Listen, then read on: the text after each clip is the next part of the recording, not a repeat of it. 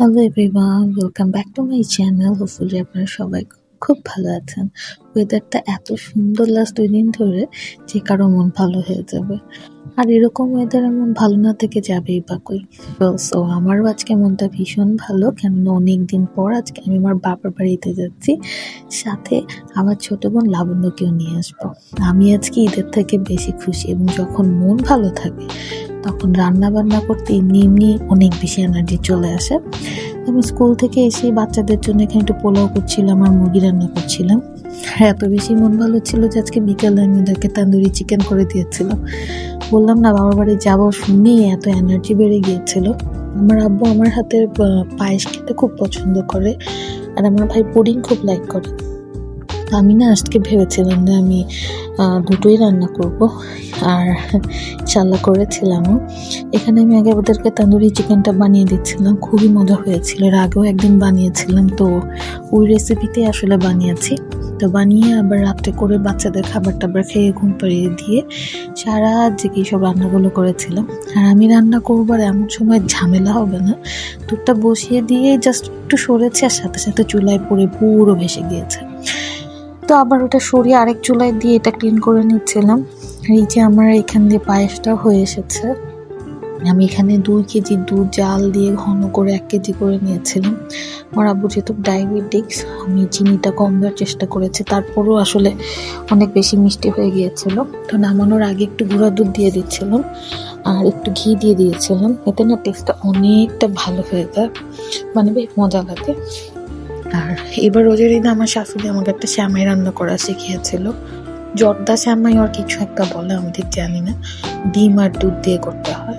তো আমি এখানে এটাও আজকে ট্রাই করছিলাম করার জন্য। ওনার মতো অত পারফেক্ট হয়নি, যেহেতু ফার্স্ট টাইম নিজে একা একা করছিলাম। মাশাআল্লাহ ভালো হয়েছে। তো এই যে আমি ডিম মানে এটা নাড়াচাড়া দিতে দিতে আরেক পাশে ডিম ফেটে নিয়েছিলাম দুধ দিয়ে। আর এটা রান্না করা খুবই ইজি। দুধ আর ডিমটা মিক্সড করে ওটার মধ্যে ঘি দিয়ে তেল দিয়ে শ্যামাইটাকে ভালো করে ভেজে নিতে হয়। চাইলে ফুড কালারও ইউজ করা যায়। আমার বাসায় ফুড কালার ছিল না, আর আমি ফুড কালারটা দিতেও চাচ্ছিলাম না। তো শ্যামাইয়ের যে কালারটা ছুঁইটা একটু হালকা লাল করে ভেজে ওটার মধ্যে চিনি আর এই দুধটা দিয়ে দিয়েছিলাম। প্রথমে একটু নরম লাগলেও পরে যখন এটা শুকিয়ে আসে একদম ঝুড়া হয়ে যায়। আর নামানোর আগে আবার অবশ্যই 2 চামচ ঘি দিয়েছিলাম। জিনিসটা খেতে অসাধারণ লাগে। অফ ক্যামেরায় আমি পুডিংও বানিয়ে নিয়েছিলাম। এগুলো করতে করতে আসলে রাত 3টা বেজে গিয়েছিল। যেহেতু আমি কাল সকালেই মানিকগঞ্জ যাবো, আমি বাসা গুছানোর সময় পাবো না, আমার হেল্পিং হ্যান্ড কাজ করতে পারবে না। তো আমি রাতেই যেটা করেছি, রান্না বান্না শেষ করে বাসা পুরো ডিপ ক্লিন করে রেখে গিয়েছি, যাতে বাসায় এসে গুছানো একটা বাসা পাই, প্লাস ঘুমিয়ে যেতে পারি। এটা আসলে আমি সবসময় করি, বাসার বাইরে যাওয়ার আগে বাসাটা গুছিয়ে রেখে যাই, যাতে আসার পর প্রেশারটা না পড়ে। তো এই তো, মন আজকে আমার অনেক ভালো।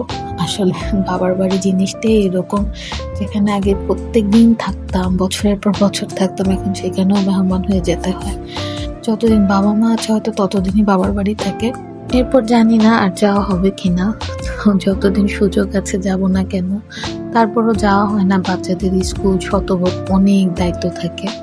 যখন বাবুরা ছোট ছিল তখন হয়তো 7 দিন 10 দিন 1 মাসও থেকে এসেছি, আর এখন একদিন থাকাটাই মনে হয় যে বিশাল বড় ব্যাপার। তো আমি কালকে সকালবেলা যাবো, আবার রাত্রে ব্যাক করবো, বাচ্চাদের স্কুল খোলা, পরীক্ষা সামনে। তারপরও মনটা ভালোই আছে, কারণ আমার সঙ্গে আমার ছোট বোনটা চলে আসবে। ও বেশ কিছুদিন থাকবে, ওর জন্যই আসলে যাওয়া হয়। যখন আমার কাছে থাকে আমার মন অনেক বেশি ভালো থাকে, অনেক বেশি বেশি মজা করি, আমরা ঘুরতে যাই, একসঙ্গে ঘন্টার পর ঘন্টা গল্প করি। যদিও আমার থেকে অনেক ছোট, তারপরও আমরা 2 বোন বন্ধুর মতন আচরণ করি, সব দুঃখ শেয়ার করি, খুশির খবর শেয়ার করি। ওদের দেখলে আসলে কেউ বুঝবে না যে আমার ছোট বোন। আসলে আমরা এরকম ভাবেই থাকি। সবাই দোয়া করবেন যাতে ফিউচারও আমাদের সম্পর্কটা এরকম ভালোই থাকে, আমরা অনেক ভালো থাকতে পারি। আমার আব্বুরা মানে বাপ চাচারা এত ভালো সম্পর্ক, তাদের 3 ভাইয়েরা এখনো সম্পর্ক ভালো, বোনদের মধ্যে সম্পর্ক ভালো। আমরাও যাতে এরকম সম্পর্ক ভালো রাখতে পারি। আসলে সম্পর্ক নষ্ট করা খুবই সহজ, সম্পর্ক টিকিয়ে রাখাটা খুব কঠিন। সবাই দোয়া করবেন। আজকের মতো এই অবধি, সবাই ভালো থাকবেন। আল্লাহ হাফেজ।